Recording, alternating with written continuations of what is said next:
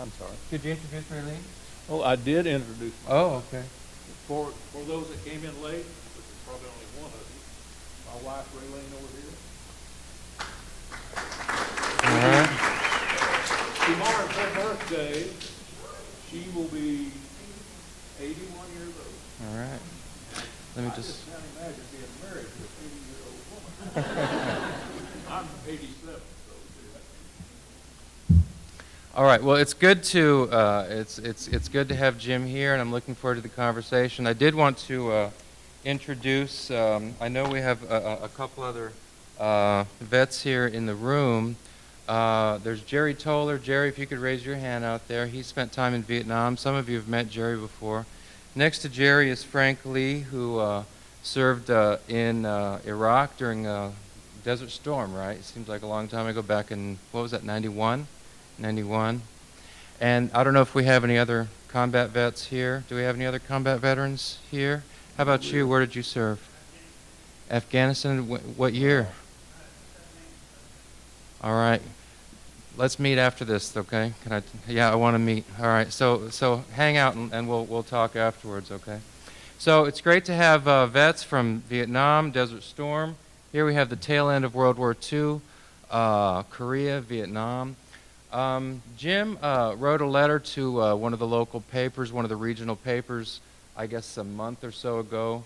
And the basic message of the letter was don't forget about the Korean War veterans, because the Korean War sort of gets sandwiched between, World War II, which is obviously huge, and then Vietnam, which, is still, something that the country's processing that whole experience. Although, I think the story with Vietnam, it's interesting. I'll show you something in a minute.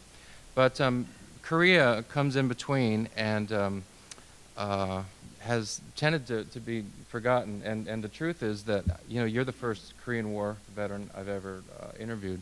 So I think we'll spend a little bit of time talking about Japan.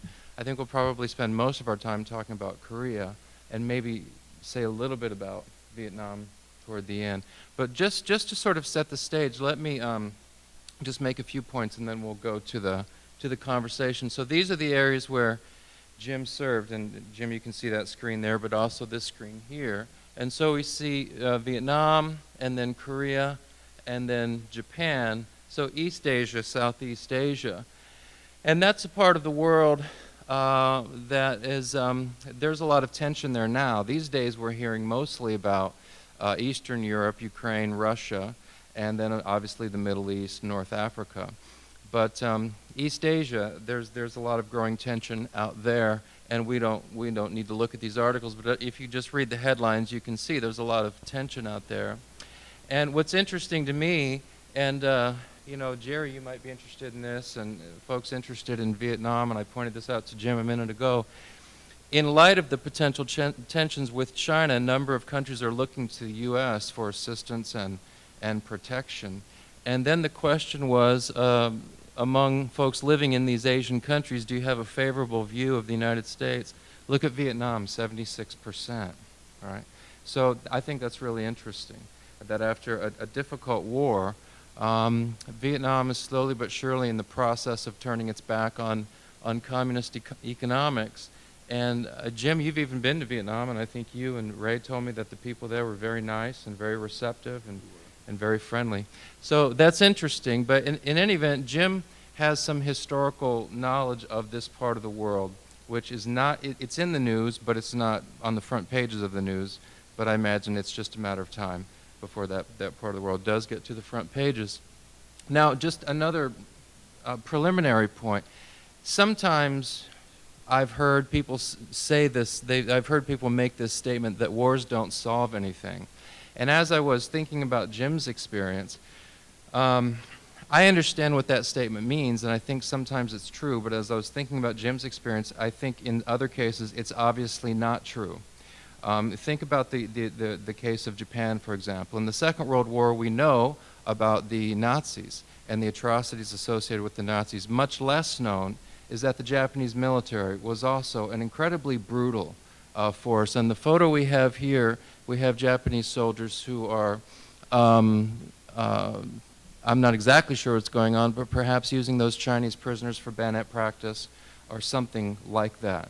Those Chinese guys have their hands tied behind their back. They're a threat to no one. And so this is just a symbol of the brutality of the Japanese military during World War II. And one of the things World War II solved was ending that. And Japan is the third strongest economy in the world right now. This is the city that Jim went to first after the end of the Second World War. So we're not glorifying war, and we're not saying that war is a wonderful thing, but I think we do have to say in some cases there are some problems that it does solve. And I think one of the problems that it solved was the incredibly brutal military machine. Another problem that war solved for the people of South Korea, you've got about 49 million people in South Korea. I imagine some of us have been to South Korea. I went there with the Navy. It's a peaceful, prosperous, prospering democracy. And in 1950, what the people in South Korea faced was the possibility of living under a communist regime such as now exists in North Korea. And North Korea, I think most of us have a general sense of it, is not a wonderful place to live. People are starving to death. It's unnecessary. In South Korea, there's a lot of prosperity, and there's a well-functioning democracy. And so we're not glorifying war, but we're saying in this period between 1950 and 1953, for the people of South Korea, a problem was solved. Communism was not able to come into play in that part of the world, and Jim was very much a part of that. And so to the extent that he was involved in that war, he shares the responsibility for the prosperity that the people of South Korea live with today. And in fact, Jim gave me, when we met last week, he gave me a book produced by the government of Korea, yes. Right? And this is a book in which the government of Korea expresses its appreciation to the veterans of that war. And so I gathered that there's an enduring sense of gratitude toward not just the United States, because other countries were involved in keeping South Korea free from the oppression that they faced, but the United States certainly played the lead role, and you played an important part in that. And this is just a news article from yesterday. I mean, I guess going to another country and ripping up your visa and yelling something's not a good idea. In most countries, you're going to get detained at least. But I don't think if you do that in Canada, you're going to get sentenced to hard labor for 6 years, right? Such as has happened to this guy from California. And so this is the sort of thing that folks in North Korea are living with. If you look at this map here, in the southern part, you have South Korea at night, you have North Korea at night, and you see the darkness, the absolute poverty that exists in the northern half of the Korean peninsula. It's not necessary. It doesn't have to be that way. South Korea is prosperous. And so again, we're not glorifying war, but we are saying that sometimes, perhaps rarely, but sometimes problems arise that have to be solved.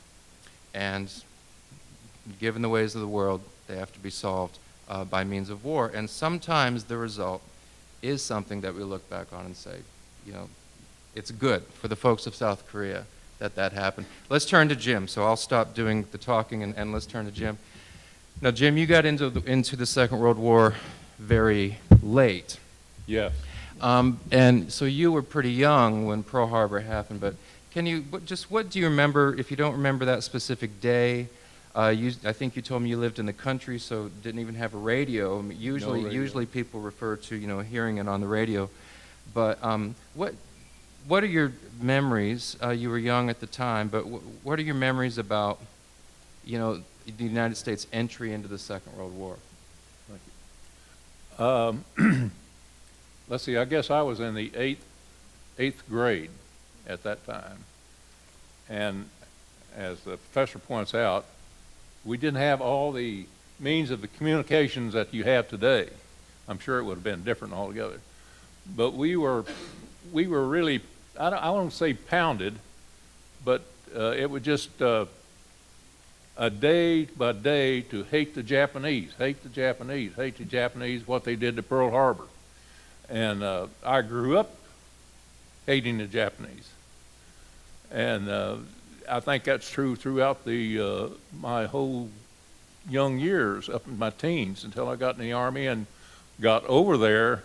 And after I would say a 6, maybe a 8-month period, begin to sort of see those people in a different light.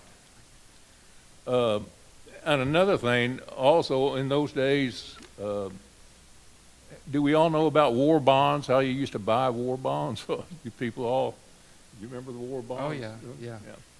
And 10 cents, they had 10-cent, little 10-cent stamps, and eventually you got a $10 war bond or something like that. That was a big thing, and everyone participated in it, and you just... Let me pick up on that. We'll come back to this photo here, but let me come back to this. You're talking about the war bonds. That is things that people bought, basically lending the government money to that's right. pay for the war. And people who lived through the Second World War, everyone I've talked to who lived through the Second World War says that the country was never as unified as it was during the war. Do you agree with that? I agree with that, absolutely. What Ray, feel free to jump in as well, because you're in the States at that time. Can you think of an example of something that comes to mind that illustrates how unified people were during the Second World War? You mentioned the buying of bonds, and anything else come to mind? Well, of course, everything was rationed, remember? What's an example of something that was rationed? Well, butter, Sugar. meat, Sugar. gasoline. And the word is, look, the kids have to eat less candy because the guys overseas who are fighting the war need more sugar, right? And so the kid might have, 2 scoops of ice cream. Now he just has to have 1, but the child understands this is part of the war effort. And right? if you the child is involved in if the you war. went visiting anywhere, you took your ration book with you, so that if it had you had to buy any food, you had your ration book to buy the food. And so you both have this memory of this just Oh, yeah. very united country. Yes. Oh, yeah. Yeah. Now, tell me what you remember, because you're older now. Let's go back to this. The end of the Second World War, and I think a lot of us will recognize that photo. Those 2 people had no idea who the other was, right? And under normal circumstances, you can't do that. That's illegal, right? Under normal circumstances, that guy, at the very least, gets yelled at. But on VJ Day, that is Victory Over Japan Day, when it's announced in Manhattan, Times Square, obviously the rules go by the wayside a little bit. You see the Navy guy with his hat way back on the back of his head. That's completely out of uniform. But it's okay at this moment. Do you remember VJ Day? Do you remember when the news came that this thing is over? I vaguely, just barely remembered. This wasn't that. We were still in a ration. You didn't have all that you wanted. Yeah. The women didn't have their hose, right, Raylene? You couldn't. You didn't have buy your hose. What happened to your hose? It Want was war. all nylon. It was What- nylon. These are the. Yeah. I'm not a specialist in women's clothing. These are the When- things that you wear. I don't know what they're for, but Nylon. anyway, okay, we'll just let it go. When my- Nylons, I guess. Okay. Nylon. yeah. And when my daddy What- got what- him in at the store, I mean, we hit him in the back, and just daddy doled him out to search. So what is that stuff being used for? What the guys aren't wearing nylons overseas. They must be using that. They use parachutes and everything else. for Yeah, nylon. right. They're using the material for other You things. saw town like Oklahoma City, big city. You saw a line. You got in it because you didn't know they're passing out cigarettes or selling cigarettes or hose or candy or whatever it may be. It's wartime. Raylene, do you remember this day? VJ Very, Day? very rare. What's something that comes to your mind when you? I lived in near a Navy base, and my dad, we all went out to dinner to a friend's house, Uh-huh. and then we went to church Yeah. and prayed. Was for it a the- special church service? Yes, Yeah. yes, it was special. On. But I also remember the noise and stuff in the town I was in, of the yelling and screaming and, Yeah. all that, because there was a bunch of Navy guys there. Oh, well, yeah. There's going to be a lot of noise with a bunch of Navy guys anyway, but I think I on know. on this day especially, right? Because the Yeah. biggest war in history had ended.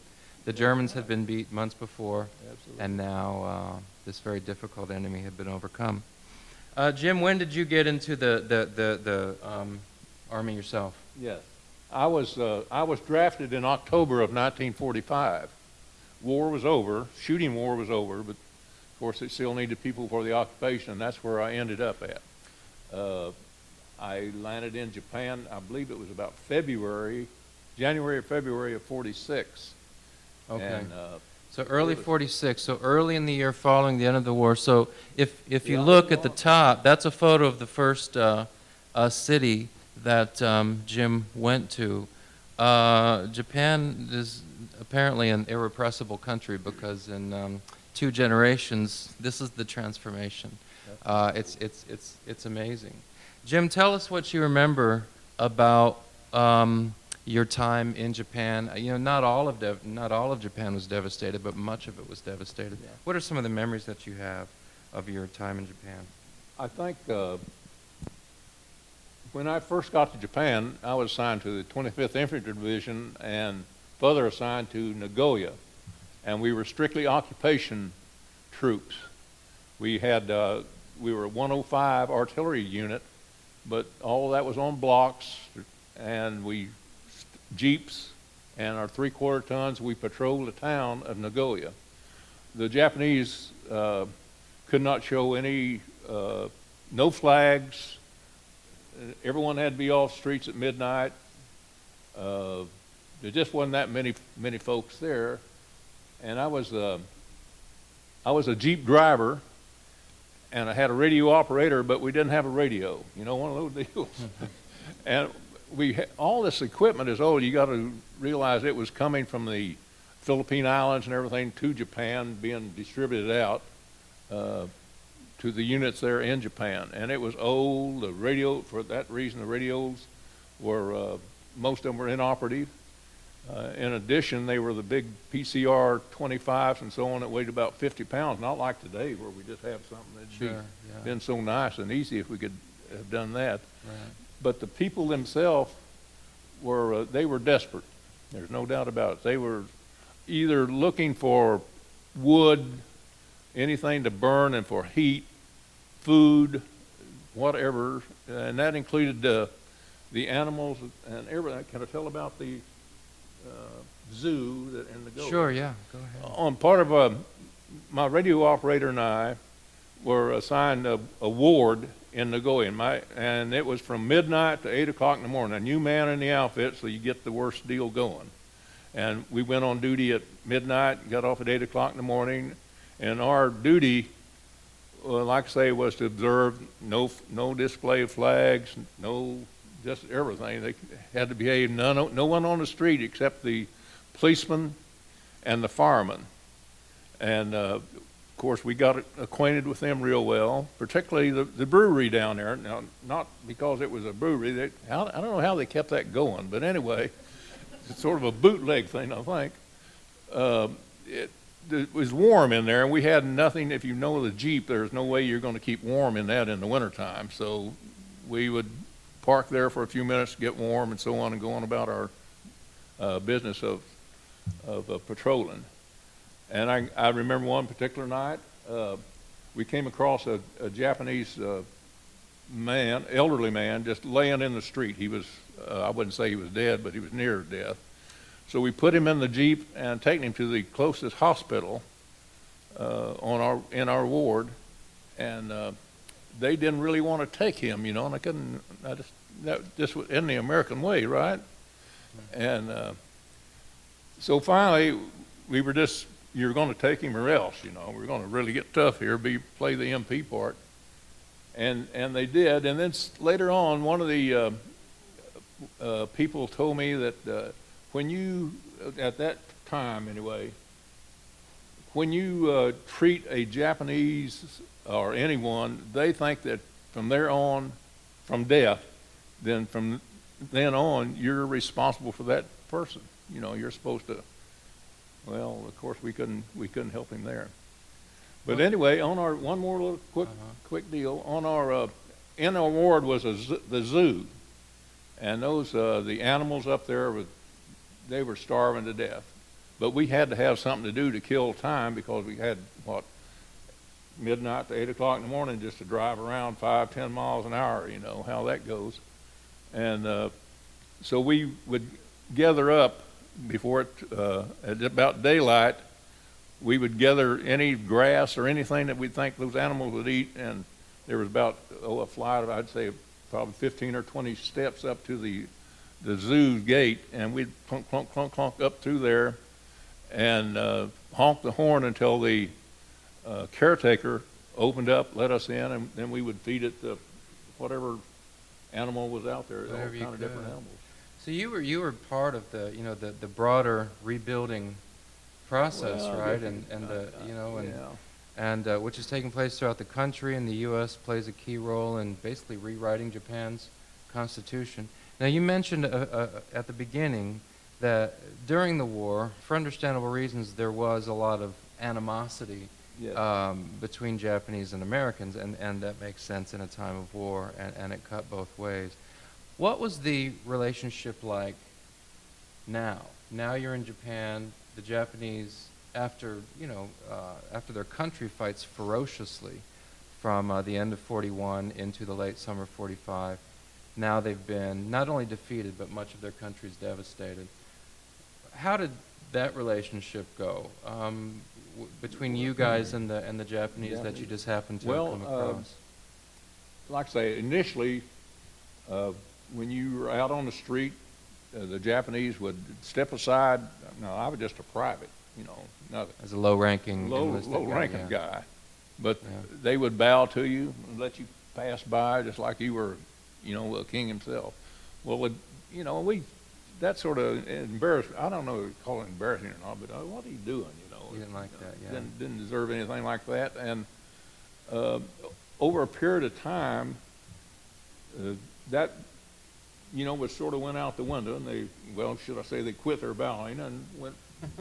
They just started to carry on with their lives. Yeah, But what's amazing to me is that within a couple of years, you've got American soldiers and Japanese girls getting married and things like that. That was, I think when that really started, though, was about time the Korean War started. So within about Yeah, 5 years then. About 50, Yeah. somewhere in Yeah. there. But still, I mean, that's not a real long time. No, That's no, pretty no, amazing. So let's shift them, because now this is just something that you have from a restaurant in Japan. Is that Yeah. right? This was It cost you what, 40 cents or something like that? the special service, excuse me, special service, I guess, contracted with these different hotels, and we'd get R&R, rest and recreation. Uh-huh. And this is one I went to, and In- price, did I put the price on that thing? If I Yeah, remember? 40 cents, I think you said. Yeah, Yeah. man, what a, And this was in Kyoto, right? Which Kyoto. hadn't actually been bombed. yeah, right? So it was Kyoto, still in good Kyoto shape. had not been bombed. It was Yeah. a beautiful city. So it was still in good shape. Now let's connect this to Korea. So you didn't see combat in the Second World War. You're still a Second World War vet because of Yeah. when you got in. You didn't see combat, but you certainly saw a lot of very serious combat in Korea. But now here you are, though, back in Japan in 51. So at this point, you'd already been in Korea, right? Come from R&R. Yeah. So tell us, just in real general terms, what was the war in Korea about? What was the problem that you and your comrades were given the order to go solve? Well, again, like I say, I was a private, Yeah. so Right. I didn't really, and I had enough soldiering about me. I obeyed orders, Right. as is all the soldiers is supposed to do. What it was about, the communists was going to take over Korea, and Yeah. supposedly by doing that, the whole Far East would fall under the communist rule. Right. We know that, and we know it isn't true, but Yeah, had a pretty and good so time. there's the concern about the spread of communism. Now, in this case, it did happen. I mean, the northern half of the Korean Peninsula remained communist, yeah. and North Korea today, I think, is the most isolated country in the world. Now, most people think of this as an American war, but it was a United Nations war, Yes. wasn't it? Do you remember any forces from any other countries there? What? Yes, we had Turkish troops attached to our division, Turkish, I 25th didn't know about Division. There was a armored, I guess, a battalion from England. The British Right. were there. I know the Canadians were there. Canadians were there. Yeah. It's pretty, like I say, the Yeah. UN. Pretty Yeah, much so it was a United Nations operation against the communist insurgency, for lack of a better term. What happens is the communists invade from the north, and they want to take over the entire peninsula. We won't go into the details of the war itself, but it's a United Nations war. But given the power and the status of the United States, the U.S. takes the lead role. But there are Canadians, I believe there are soldiers from India there, if I remember correctly. India, that's right. England, as you mentioned. Turkey I'd never heard of before, but so there were Turkish troops there as well. Let's look at this photo. Now, I thought this was you. Well, a good No, friend, but it's Jack. not you. But tell us who this guy is. Jack might not like you. You might not like me saying it's you. But who is he? Jack Brown and I were real good friends in Japan and in Korea both. Jack was a forward observer in the artillery. Briefly, that is an artilleryman that goes to the front line up with the infantry and directs the artillery fire wherever the infantry wants it placed. So it's a very, very dangerous job, and they call them forward observers, and those guys don't last any time at all, hardly. Why is that? And well, because of the enemy, when they know that someone is directing that fire, and they're looking for that radio antenna up there, Yeah. and they're going to direct their fire. So snipers and others are going to be looking that's for what that they're after, target. the FO on that thing. Was he ever wounded in the war? Jack was wounded real bad, and What happened? well, they were overrun.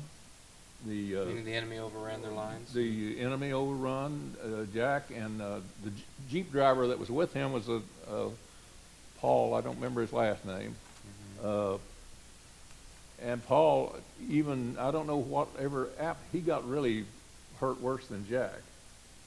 And I don't know really what happened to him, whether he was KIA or whether they carried him off. Killed in action or you wounded, you don't know.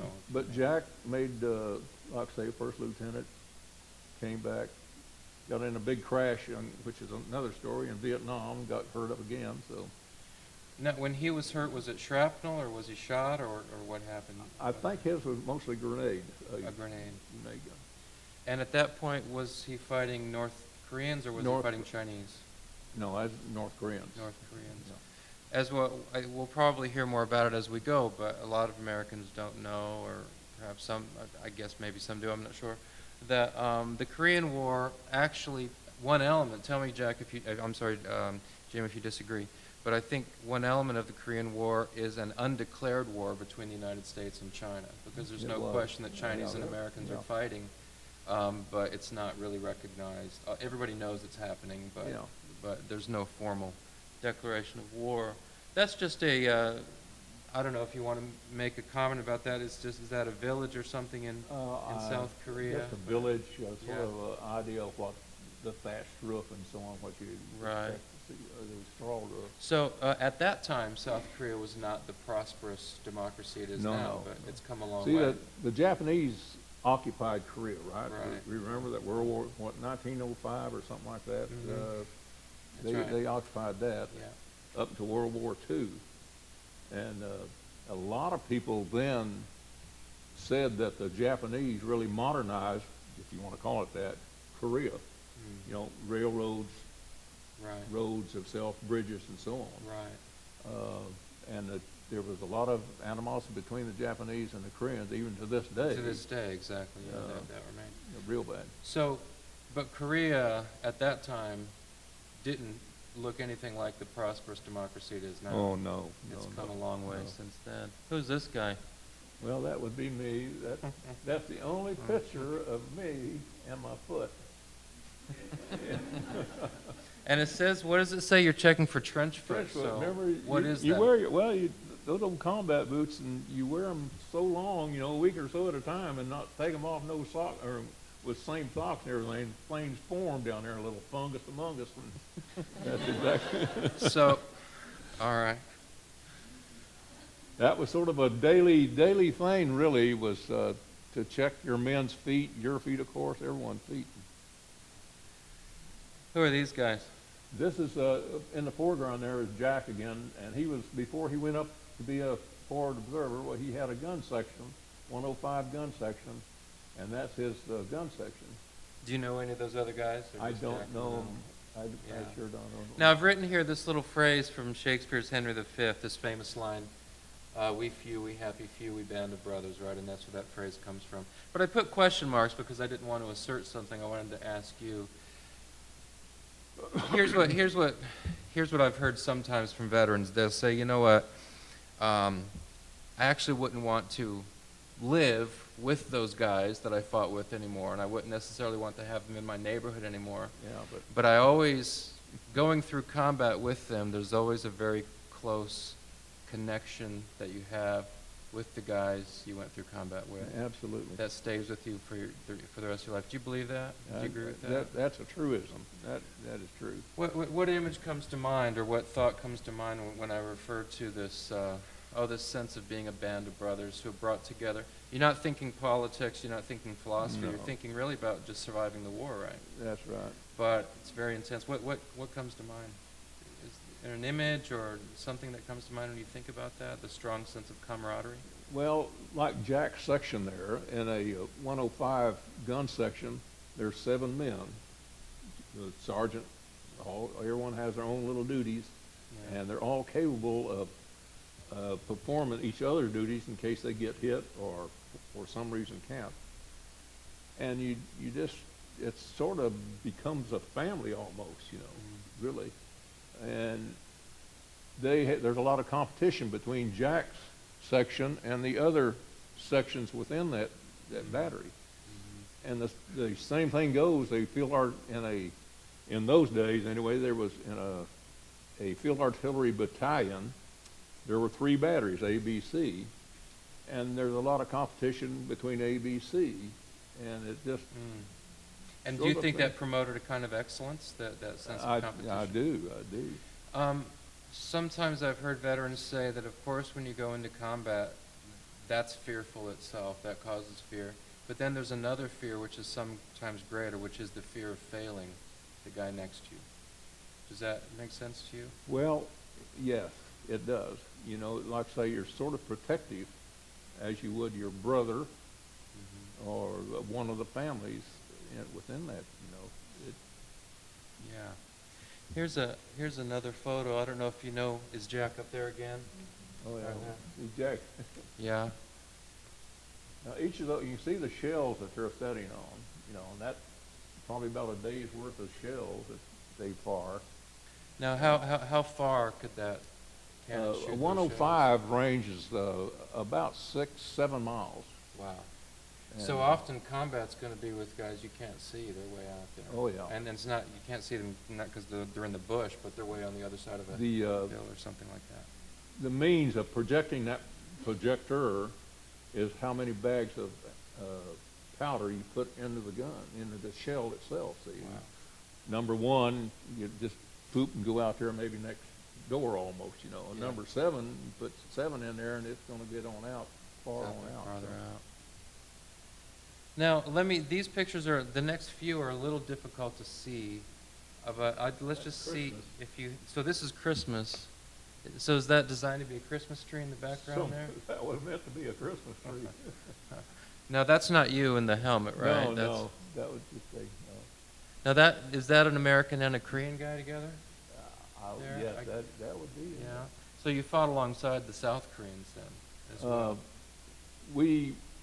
A battery, let's say briefly, when we left Japan going to Korea, we left at full strength, and we had to take, we weren't full strength when we started, but we actually taken men from, well, I might as well say it's the stockade that had been sentenced to maybe 3 months confinement. And so we went into, I say we, the COs went in there and got our men back out, put them back in the unit and started make them over again. Uh-huh. And by, I would say about August, September, somewhere in there, the latter part of August perhaps, we were down we only had about at least somewhere around about 70 of the original 105 that we went over with.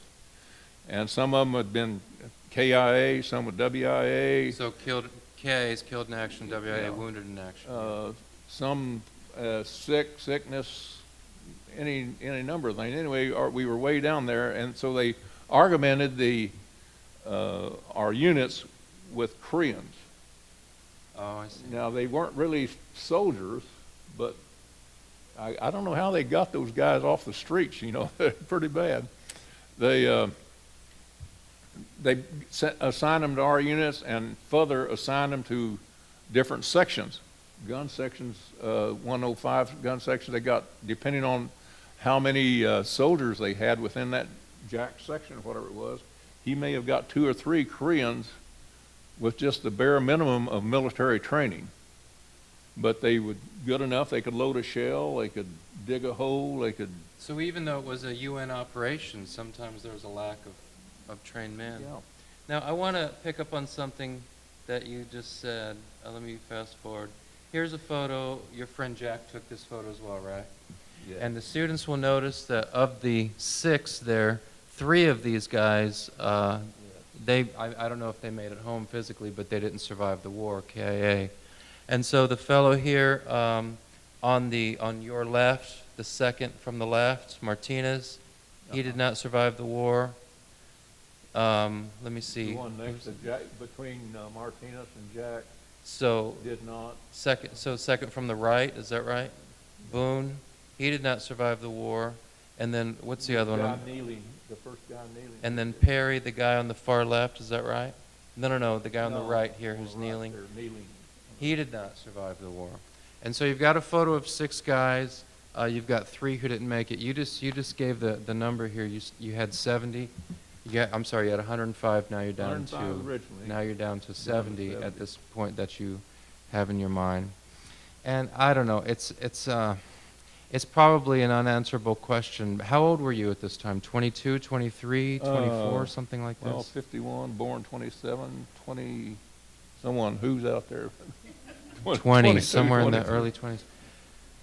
Young. But I mean, look, you're young, and you're confronted with the fact that a lot of guys your age aren't going to make it home. Oh yeah. And I'm just wondering, it's a tough question. I don't know if it's an answerable question, but I'm just interested in your response. I mean, what's that like? I mean, how do you deal with that in your mind, or do you just not think about it? I think What's the process? I think you just push it back. I did, You push it back. Just, if you really put your thoughts to it, if you're really close to the guys, which a lot of them were, it'd be just like you say, losing a brother, and there's just no time to grieve or anything else. You shove it to one side and keep going. There's other There's people only to take really, care of, there's not another option, is there? But I mean, you have to keep going because the next guy's depending on you, right? So you have to keep moving. It may sound cruel to say that, but I think that's a fair evaluation of what a guy thinks. You've got to keep moving. You got to keep going. Now you yourself, can y'all hear okay? Can you hear Jim okay in the mic? Jim, you yourself were wounded. Let me just fast forward real quick here to your medals and your... Back that picture, every one of those guys had been wounded. Yeah, is that right? In So that picture. everyone had Everyone had been wounded. Everyone's wounded. And so consequently, we were sort of first to go on R&R, which is what that is. 5 days in Japan, man, that's like heaven. Yeah. So everyone's wounded. Everyone's WIA and 3 eventually are KIA. Let me fast forward. We can go back, but you've got your medals here and also some rank insignia. And I asked you a few days ago if you had to get rid of all of Thank you. those, except for 1 or 2. Thank you. Thanks, Ben. If you had to get rid of all of those except for 1 or 2 or 3, which would you keep? And I think the first one you said you'd want to keep, I don't know if the students can see it, it's number 4 up there. Is that George Washington on that? The Purple Heart. Yeah, on the uh-huh. Purple Heart. That's Purple George Heart. Washington, right? That's a Purple Heart, which means that you yourself were wounded in the war. Yes. So can you tell us about that? What happened? How did you get wounded? And what Well, happened? I probably got one of the, if there is such a thing, the better wounds going, Yeah. what it was. We had, the whole battery, we had been assigned to, this was in the very early days, I believe I was wounded on August the 5th, which was about, 20 days after we got there. August 5th, 1950. Yeah, 50, yeah. Yeah. And we had been assigned to proceed north until we made contact with the North Koreans, because they were coming south to take over Pusan, Mason, and those areas there. And when we clashed, of course, everything broke loose, and they had actually got around behind us, and I lost 2 drivers in that. So artillery came in? No, they went after water. The mess sergeant had asked me for a truck vehicle to go get water. We'd run out of water, had 250-gallon water tanks.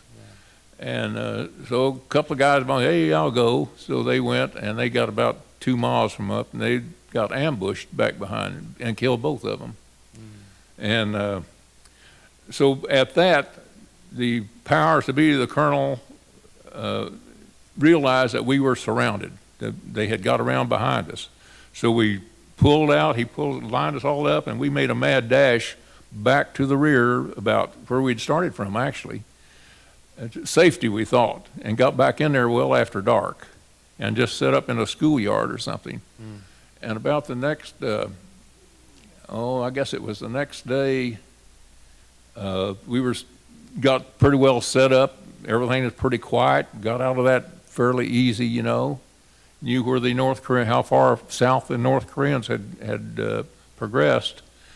And all at once we started receiving 105 and Is artillery coming in? and they had the North Koreans had I think it's a 120 millimeter mortar, big old thing. I mean, it blew a blast. And a shell hit. At that time, I didn't know what it was. It just, well, let me get back. I don't know if I can tell this or not. But anyway, we had been looking for a prisoner. The South Korean police had captured a North Korean changing clothes from his, supposedly, changing into civilian clothes from his uniform, where he'd snuck. I mean, they were up there with us, just about, see. And so they had him strung up. I'll tell this anyway. They had him strung up on there was a porch, and they had him strung up on that porch, bare, nude. He was nude, strictly nude.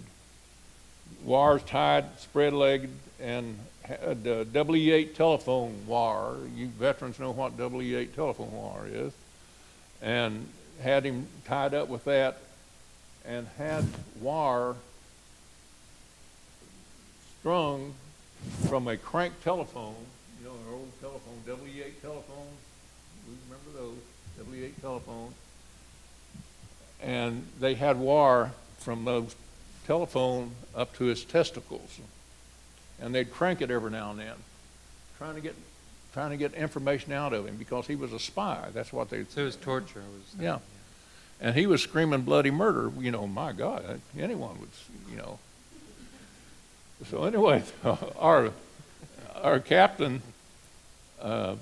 he's had about half a dozen screaming enough. He made him cut him down, not cut him down, made him take that phone. They didn't, you know, we're Americans. We don't do it that way, right? And so anyway, the South Korean police, of course, they obeyed. They let him loose, and they sort of left him bound up there, and they went off to have tea or a break or something. In the meantime, he escaped. Well, that alerted us. We're everywhere looking, trying to find this guy. We were in a little village, in a schoolyard of some sort, and looking all over for him. And I had got tired, and I had got under one of those big old, I forget what kind of tree it was, but anyway, I was sitting on my steel helmet. You know what, they make wonderful little stools. You just fit right in there. I was sitting on that resting, and about that time, an explosion like I've never heard before. It just exploded all over. And what had happened, a shell had landed out there. I don't know, it blew down everything. Had just a big old cloud of dust came up with it. And someone hollered gas. Well, in the service, in our gas drill that we had, we were issued gas masks and little pouches here. We were issued those gas masks and to put on in case of gas. Someone hollered, and the first thing you do a deal like that, you holler gas. Everyone is supposed to So the worries about poison gas. put the poison gas, see, and put that mask on. Well, most of us, including myself, had taken our mask out and threw it, I wouldn't say threw it away, but put it away, and in that little bag is a perfect place to carry cigarettes and extra rations and everything else, see. So I was going, I knew that. Well, in the meantime, I thought and it blew me back against a big wall of, I guess, rock and mud. I would swear it was 10 foot high, but actually probably only about 6 foot high. Blew me back against that, and my back and my leg, and I thought my leg was broken. And when someone hollered that gas, I knew it wasn't, because I scaled that wall back over and ran out into a rice paddy into the clear air. And that was how my Purple Heart. Now, but that injury is still with you, right? Yeah, well, absolutely, yeah. How does it affect you now? Well, my back primarily. I think that at my age, arthritis has got along with that and has got me going. We didn't have any medics per se with us. We had a company, actually a battery medic. He had aspirins and so on and so forth. And our CO, a captain, he said, I can't, there's no place to send you because there wasn't nowhere to go, you know. You just have to go along. So this guy bandaged me up pretty good. And I just rode a truck for about 2 weeks, and finally things healed like they should. How long was it till you were back in combat? Pardon? How long was it until you were back in combat? Well, didn't actually go. I just, you know, stayed right with the battery. Didn't go anywhere. Never went with the battery. No. So, in very short space of time, the same day or 2 days, 2 guys you were with were ambushed and killed. Yes. You saw the day before. The day before, you saw a guy being tortured, and then you yourself were wounded. And well, not only me. That one blast, there was 2 guys. We never did find them. I don't know what happened to them. They must have been buried in the rubble somewhere. But they were carried as MIA, missing in action, for a long time. And I think after a year or so, they finally. How many were there on the scene when the artillery shell hit? Around where I was, I would say there was probably maybe 5 or 6 of us right close by. Some got hurt, some didn't. But these 2 guys that missed in action, they were just about at point of impact, which was probably from here to that wall, maybe a little further.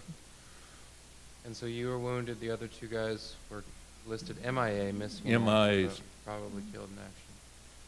We suspect, I shouldn't tell this either, I guess, but the 2 guys that were missing were 2 of the people that we got out of the stockade. Now, can you believe that? They should have stayed there. Out of They'd the have been jail, alive. basically, yeah. Out of But the jail. and we think they were sort of the rougher guys. We think that maybe they were. There was a bank, had been a bank, I think, in this little town. Maybe they were down there, and that shell got that bank. So we think maybe. Maybe they went to go get the money or something like that. Yeah. Out of the bank. Well, Let me ask you this, because you know when you thought of the 2 guys who went to go get the water and then they were ambushed and they didn't make it, and you mentioned that you got choked up for obvious reasons, but in the context of the war itself, you just kind of get back to the question I was asking a minute ago, you just sort of push it down and you don't. yeah, you just. But you go. It's later in life. It's after the war when things. You think of those down. things sometimes think about them at night. Yeah. Do you remember their names? I remember them on occasion. I do, if I really. Yeah. The reason I sort of 2 guys that I sent with the water truck. When we were moving back and we got back to that mile, still going, the vehicle was off the road. I would say about maybe 150 feet, which indicated they had tried to drive away from whoever had ambushed them or whatever it was. But one of them, a boy from Hawaii, and I can't, for the life of me, I can't remember his name. He was laying in the road. Now, so I wanted to stop and pick up his body. And the colonel, I stopped, and he, oh man, he chewed me up. Went, get back in that truck and get on the road, you know, because we're surrounded. We got to get, there's more people back behind. So I always wondered about that. What happened to the body? The man on the road. But Jack told me later, he said, we stopped and got that body. Now, I don't know whether he lied to me or not, but it made me feel a little better anyway. So that. Now, you mentioned, and this is, you know, this is also, it's an unpleasant topic, but I asked you about, when we met last week, surrender, the possibility of surrender to the North Koreans, and you said that there really wasn't, you're not going to surrender. It's a war to the death, and you said, and you told me a little bit about what helped to create that, and I don't know if you'd be willing to share that with us now. Yeah, you just, the way the North Koreans were, and their sort of life, you know, you're just not going to surrender. You know, you surrender, and it's just a matter of when they're going to kill you. That's about it. So the idea is, if they capture you, you're going to die anyway, so you might as well just fight to the finish. With rare exceptions, you know. Guys, I've read stories, and I'm sure you have too, about, I can remember one in particular, that some guys had taken refuge in a train tunnel. And, of course, the Koreans found them there, and they all surrendered. But later on, their bodies were found outside that train, you see. So These were Americans? yeah, The bodies, meaning that they'd been executed after? they had been that was it. Now, what kind of impact does that have on American soldiers when they realize that a lot Well, of their guys, I mean, you know, had they been captured by the Germans in the previous war, you know, the Probably rules of they war would have survived. Maybe, I'm not and sure. their families would have been notified. What did that do to you guys when you found out that we can't really surrender to this enemy? It's not the Well, kind of enemy we can surrender to. You think, you know, what's fair for one is fair for the other. Yeah, and it almost becomes a war without mercy. Almost. Yeah. Now, we've mentioned the Chinese a few times. Can you just tell us briefly, how did the Chinese, let me go back up. How did the Chinese get into this? And here's a photo. This is a photo, I believe, that Jack took, right? And, Yeah, Jack taking those. And Jack took a number of photos of Chinese killed in action. So. And Jack, probably one of the only guys I know of that had a camera over there. Yeah. Right at first, there was some, not dispute. You didn't know whether the Chinese were in the war or whether those were Chinese or what nationalities they were. And pictures like this with that quilted uniform, Right. that proved that, Yeah. you know, we were fighting the Chinese as well. Right. I mean, it seems to me, this is my interpretation, tell me what you think. Then after I ask this, I'll see if anyone in the crowd has a question. But, you know, you see your own guys killed, you see your own guys wounded, you come close to death yourself, wounded, you still suffer from the wounds from that war, but you've got to push that down to keep going. It almost seems like the idea in that context of compassion for the enemy is it's very difficult to imagine how that could even be possible. Yeah. It's such a difficult context. And that helps to explain why Jack would take a photo, Mhm. right? Does that make sense? I would assume. I can't answer that. I don't know. Yeah. Yeah. It's tough. Does anyone have a question for Jim as we get close to finishing here? Yeah, in the back. Why would you take your Purple Heart? Why would you? Take your Purple Heart? Yeah, if you had to let go of all the other medals but keep one, if for some reason you had to let go of all your medals but you said but you can keep one, why would it be the Purple Heart? I think that means more to me than it's something I earned myself visibly. You know, it's not what some person wrote up what a brave guy you were or anything. It was, you shed blood for your country, or, I think that's primarily, I'm very proud of Purple Heart. Does anyone else have a question? Well, Jim, you know, I think that what you helped to do in Japan was really important, because Japan is a well-functioning democracy. I've been there. It's a nice country. Anybody here been to Japan? I mean, it's a nice place. It's stable. It's peaceful. It's prosperous. And you played a role in that. South Korea is a prosperous, well-functioning democracy. You played a role in helping to make that possible. Vietnam was all, you know, obviously a tough situation, and Jerry can tell us about that. But we saw the stats at the beginning of our talk here. 76% of the folks in Vietnam have a high opinion of the United States. And I think a lot of them are they just want to put the war behind them, but I think a lot of them are saying, you know what, the Americans tried to persuade us not to try this communist thing. The communist thing has made our lives miserable. And, you know, and so maybe there's some understanding there that as awful and as difficult as that was, that going the communist route was a mistake. And Vietnam is in the process of working out of that as well. So in all cases, I think that was important. Is there one question that someone would like to ask before we wrap it up? Well, so for the students, here's what's going to happen. We'll have Jim standing here, and I want the students to come and thank Jim for being with us tonight. And then I'll be next to him. Give me your piece of paper. And then you can go. I want to thank Jim. I want to thank Ray for being here. I also want to thank our other war veterans, Frank, Desert Storm, Jerry, Vietnam. Jerry's going to be in a class of mine later this semester, and I'm looking forward to that. So anyway, and I've used a lot of Jerry's stuff, so it's great to see him here. And then I'm sorry, I don't know your name. And they're in the Nick, who served in Afghanistan. Really grateful to have you veterans here. Thanks to all of you for coming. Jim, thank you very much. Thank you for coming. I'd like to. Yeah. And this is something for you there. Okay. Yeah. I'd like to thank the professor for giving me this opportunity. And I'm not a speaker, as you well know, so he drags it out of you whether you want to or not. But I would like to say something about our Afghanistan and Iraqi troops. Guys, they really deserve a lot of respect. That is a terrible, terrible war. And how we're going to get out of it whole, I don't know.